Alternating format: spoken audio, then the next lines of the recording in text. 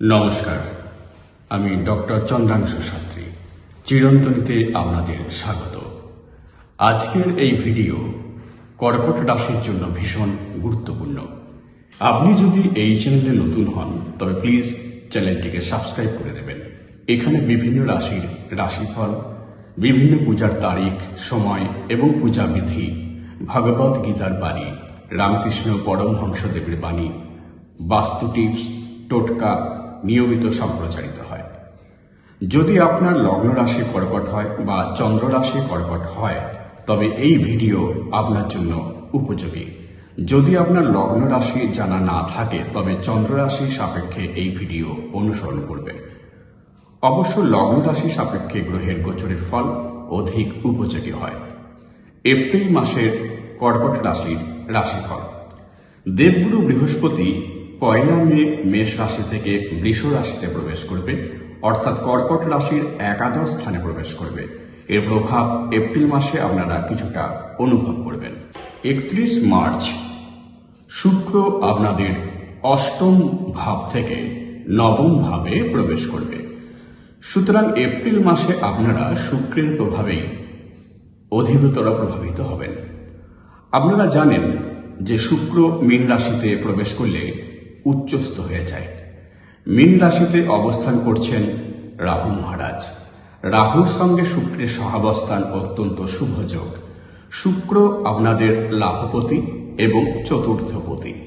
লাভস্থানের অধিপতি গ্রহ রাহুর সঙ্গে সহাবস্থান করবে এবং উচ্চস্থ হয়ে যাবে। শুক্র কোথায় উচ্চস্থ হচ্ছে? আপনাদের ভাগ্যস্থানে, অর্থাৎ নবম স্থানে। ফলে আপনারা ভাগ্যের সহায়তা বিশেষভাবে লাভ করবেন। চতুর্থপতি ভাগ্যস্থানে রাহুর সঙ্গে অবস্থান করবে এবং উচ্চস্থ হয়ে যাবে। এর ফলে সম্পত্তি ক্রয়ের সুযোগ বৃদ্ধি পাবে। যারা বিদেশে কর্মরত বা বিদেশের সঙ্গে সম্পর্কযুক্ত তাঁরাও অত্যন্ত লাভবান হতে চলেছেন। তবে রবি, শুক্র, রাহু নবমভাবে অবস্থান করবে। রবি রাহুর সঙ্গে অবস্থানে কমফোর্টেবল নয়। রবি সরকারি ক্ষেত্রের কারক গ্রহ, ফলে সরকারি কোনো কাজের ক্ষেত্রে সমস্যা বা বাধা আসার সম্ভাবনা রয়েছে।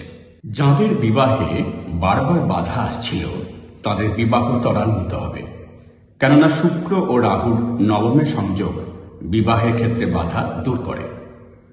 বুধের আলোচনা করব।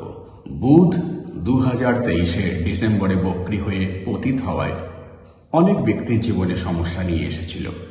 আপনারা জানেন বুধ 2 সপ্তাহে রাশি পরিবর্তন করে, কিন্তু এর প্রভাব মানব জীবনে ব্যাপক।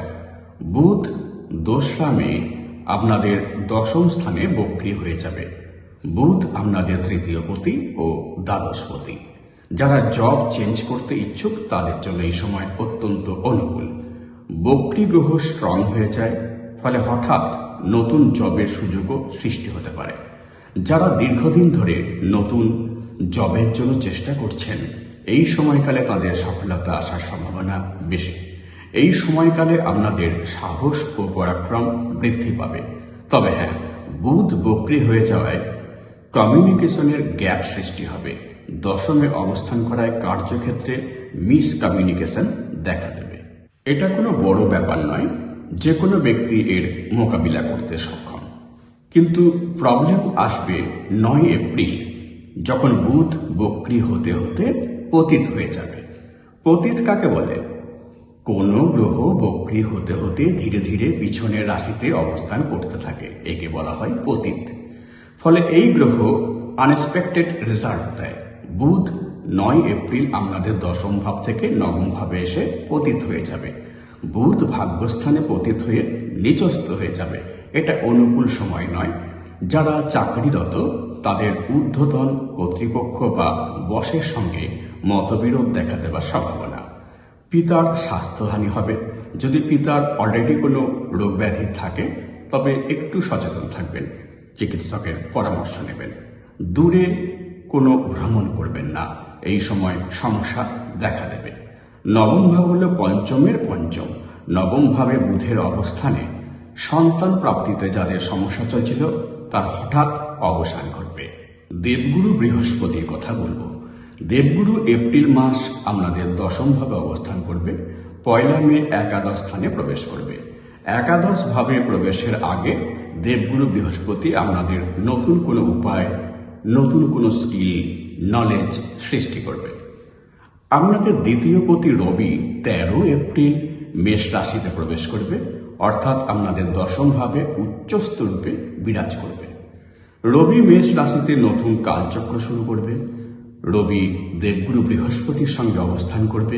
বৃহস্পতি আপনাদের ভাগ্যপতি, ধনপতি রবি ভাগ্যপতি বৃহস্পতির সঙ্গে আপনাদের দশম ভাবে অবস্থান করবে, ফলে কার্যক্ষেত্রে অগ্রগতির সুযোগ ঘটবে। আপনাদের ম্যানেজমেন্টের ক্ষমতা ও প্রতাপ দুই বৃদ্ধি পাবে। যারা সরকারি চাকরি চেষ্টা করছেন তাদের জন্য এই এপ্রিল মাস অত্যন্ত শুভ। রবি ও বৃহস্পতি আপনাদের চতুর্থভাবে দৃষ্টিদান করবে, ফলে সম্পত্তি ও বাহন ক্রয়ের সুযোগ সৃষ্টির সম্ভাবনা। রবি বৃহস্পতি দশমে লক্ষ্মী যোগের সৃষ্টি করবে, যা উন্নতির প্রবল সহায়ক। কিন্তু শনিদেব তৃতীয় দৃষ্টিতে আপনাদের দশম ভাবকে দেখবে, ফলে কিছু অনিশ্চয়তার সৃষ্টি হবে। আদারওয়াইজ খুবই ভালো যোগ। পরবর্তী রাশি পরিবর্তন হলো মঙ্গল গ্রহের। মঙ্গল 23 এপ্রিল আপনাদের নবম স্থানে প্রবেশ করবে। মঙ্গল হলো কর্কট রাশি তথা লগ্নের যোগকারী গ্রহ, ফলে নবম ভাবে মঙ্গলের প্রবেশে বুধের পতিত হওয়ার জন্য যে নেগেটিভিটি দেখা দেবে তা সম্পূর্ণ নিয়ন্ত্রণ করবে মঙ্গল। শুক্র ও মঙ্গল সহাবস্থান ঘটবে, যা বিবাহের জন্য শুভকর। কিন্তু নবমে মঙ্গলের প্রবেশে রাহু মঙ্গলের সহাবস্থান করবে, ফলে পিতার স্বাস্থ্যহানি ঘটার সম্ভাবনা, বসের সঙ্গে মনোমালিন্য হওয়ার সম্ভাবনা। কথাবার্তায় একটু সংযত থাকলেই ভালো। উত্তেজনাকে নিয়ন্ত্রণ করবেন। উত্তেজনা আপনার শারীরিক ও মানসিক ক্ষতি করবে। স্বাস্থ্য সম্পর্কে বলবো, সর্দি, কাশি, পেটের রোগ এপ্রিল মাসে সমস্যার সৃষ্টি করবে। প্রতিকার: সোমবার শিবের অভিষেক করুন। দুধ, গঙ্গাজল ও দধি দিয়ে শিবের অভিষেক করলে আপনারা বিশেষভাবে উপকৃত হবেন। মন্ত্র উচ্চারণ করবেন ওম নমঃ শিবায় 108 বার। প্রতি বুধবার গণেশজির আরাধনা করবেন। আমার এই ভিডিও ভালো লাগলে প্লিজ লাইক করবেন, শেয়ার করবেন এবং পরবর্তী ভিডিওগুলি যাতে শীঘ্র দেখতে পান সেজন্য চ্যানেলটিকে সাবস্ক্রাইব করবেন। ভালো থাকবেন, সুস্থ থাকবেন। আজ এই পর্যন্ত, দেখা হবে পরের ভিডিওতে। নমস্কার।